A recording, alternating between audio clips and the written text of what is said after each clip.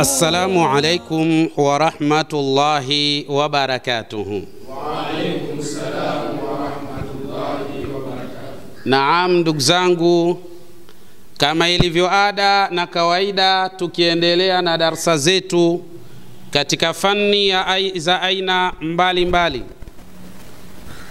Na inshallah leo tunaendelea katika fizia, masala ya kisayansi, na hasa katika kutazama mafundisho ya Qur'ani na maelekezo ya kiongozi wa umma Bwana Mtume Muhammadin sallallahu alaihi wasallam. Lakini kadhalika yatambulike haya ni matunda kutoka katika chuo cha Ghazal Muslim School, chuo ambacho kilichoasisiwa mnamo mwaka 1943 katika mji wa Kigoma Ujiji, maeneo ya Kaboni, lakini kikiwa chini au asis kutoka kwa Sheikh Khalfani Muhammad Kiumbe pamoja na Sheikh Umar Himidi Mkunda. Tunamuomba Allah subhanahu wa ta'ala ajalie makaburi yao yawe ni viwanja miongoni mwa viwanja vya peponi. Lakini kadhalika tukiwa chini ya silsila na taaluma kutoka kwa Sheikh Mustafa bin Sheikh Khalfani Muhammad Kiumbe pamoja na Sheikh Dabbasi bin Sheikh Khalfani Muhammad Kiumbe, tunamuomba Allah subhanahu wa ta'ala ajalie awape umri mrefu kabisa wenye kheri nyingi, salama, amani na mafanikio, kwa kuwa wao wametufunza haya nasi tunakumegea kidogo katika yale ambayo tumeyatoa kwa mashekhe zetu. Ikhwani, ndugu zangu, bila shaka tulipokuwa Ghazali tulisoma somo linaloitwa Ya'subun Nahali. Somo hili Ya'subun Nahali tulilisoma darasa la 6 pale Ghazali Muslim School.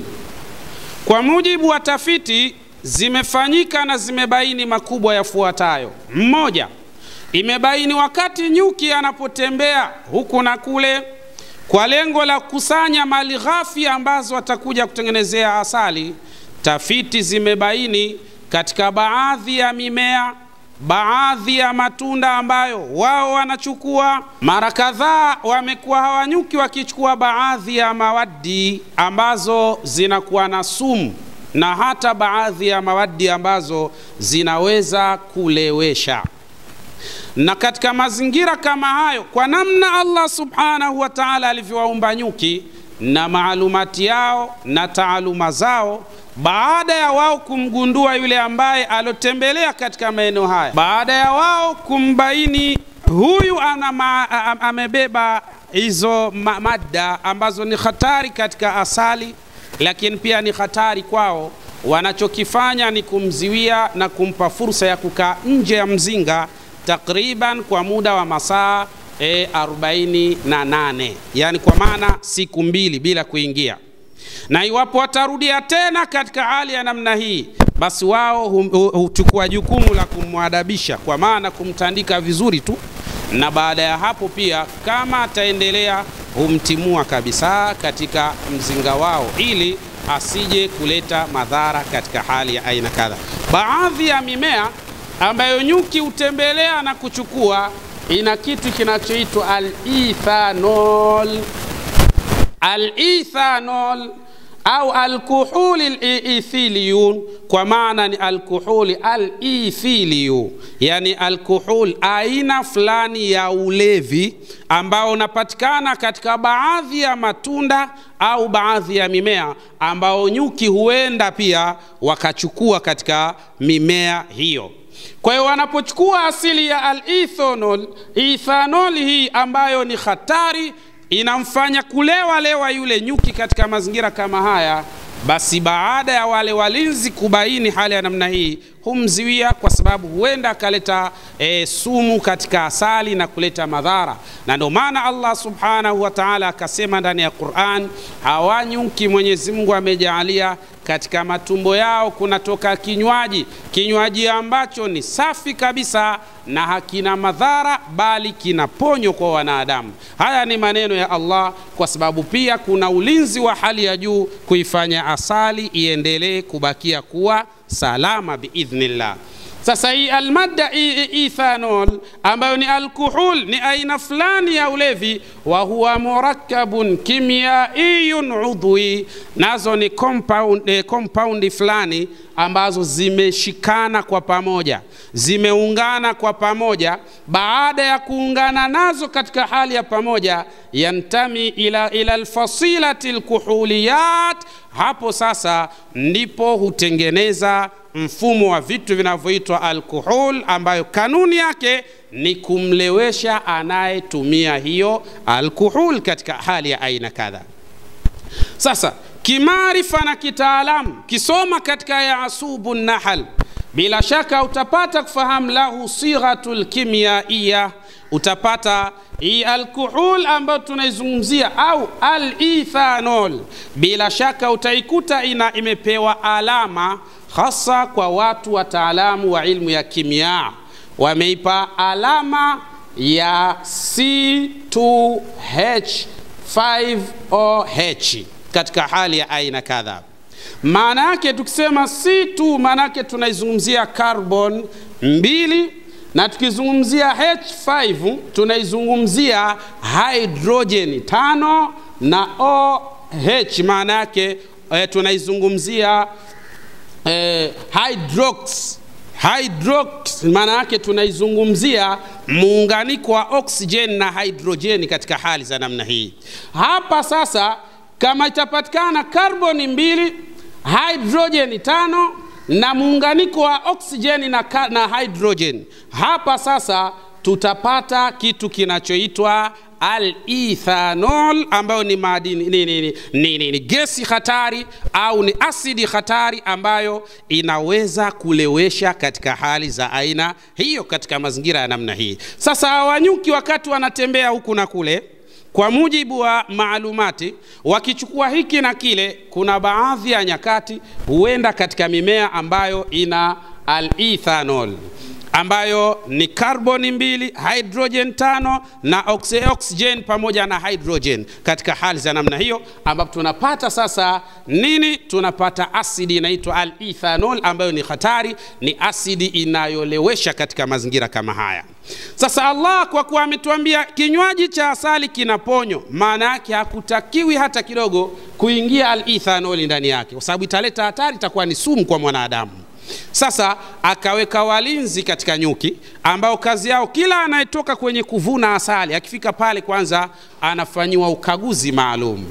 Kwa hiyo hata hizi habari ndugu zangu mnazoziona, watu mnatoka hapa mnakwenda nchi nyingine, kunakuwa na vipimo pale, lazima mpimwe maradhi ya aina kadha wa kadha, ni jambo zuri kwa sababu ndio utaratibu Mwenyezi Mungu Subhanahu wa Ta'ala ameuweka ndani ya Qur'an, wala sio kuonewa na wala si kitu kibaya, ni kitu kizuri katika hali za aina kadha biidhnillah Subhanahu wa Ta'ala.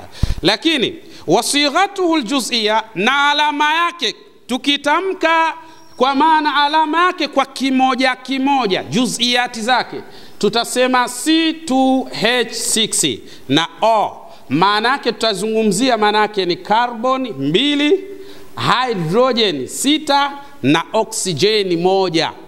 Kwa zikiwa hizi maana yake hatuwezi kuita alkohol au al-ethanol.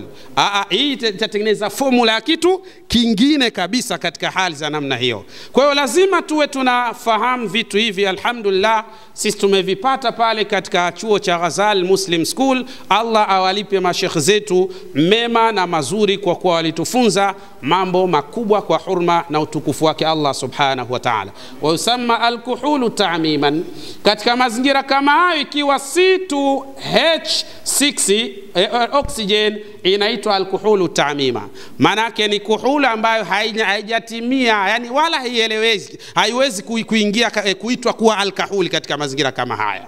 Sawa. Kwa hiyo al-ethanol ni nini? Tunasema maddatun qabilatun lilishti'al, ni aina ya asidi ambayo kanuni yake ni gesi ambayo inakubali kuwaka. Na ndio maana hata pombe kama utaichukua ukaipulizia katika sehemu yenye moto ni hatari, kwa sababu ni gesi ambayo inakubali kupokea moto katika hali za aina kadha. Lakini adimatul launi, mara kadhaa al-ethanol haina rangi maalum, inaweza kuwa na rangi tofauti tofauti katika mazingira kama hayo, lakini tatakawan min takhammuri sukri, lakini hii inatengenezwa kwa ajili ya kumfanya mtu alewe. Sasa akili itoke, awe anafanya vya ovyo ovyo, anafanya vitu vya hali za aina kadha. Lakini kadhalika yustamalu fil mashrubati alkuhuliyat, pia kuna baadhi ya watu huwa wanatumia katika vinywaji vyenye asili ya kuhul, wa fi sinaati alutur, na hata kwa wale ambao wanaotengeneza manukato ya aina kadha wa kadha huwa wakitumia al-ethanol katika hali ya aina kadha.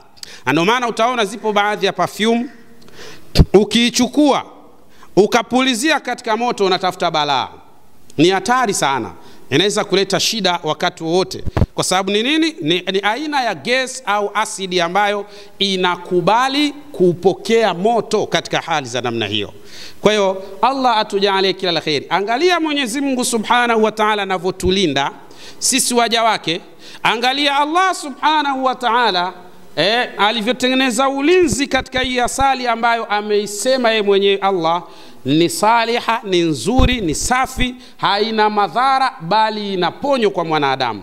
Ameilinda kwa kuweka walinzi maalum ambao wale nyuki wanapotoka katika uvunaji wa asali, wakifika pale kinachotokea ni kwanza kufanywa research na ukaguzi maalum. Hakuna aliobeba al-ethanol, akipatikana basi haruhusiwi kuingia kwa sababu ataleta athari na ataleta madhara. Akirudia tena itaonekana ndio tabia yake ya ulevi huyu. Kwa kuwa ndio tabia yake ya ulevi, lazima atiwe adabu. Humkamata wale nyuki na humshughulikia vizuri tu, kisha baada ya hapo kama ataendelea hutimuliwa na kuonekana ni katika jamii isiyofaa katika mazingira yale. Vipi kwetu sisi wanadamu? Tuna somo kubwa sana la kuchukua hapa. Allah Subhanahu wa Ta'ala atujalie kila la kheri. Inshallah tutaendelea darasa letu katika siku zijazo ili mambo yaweze kwenda katika mustawa na hali ya aina yake inshallah. Assalamu alaikum wa rahmatullahi wa barakatuhu.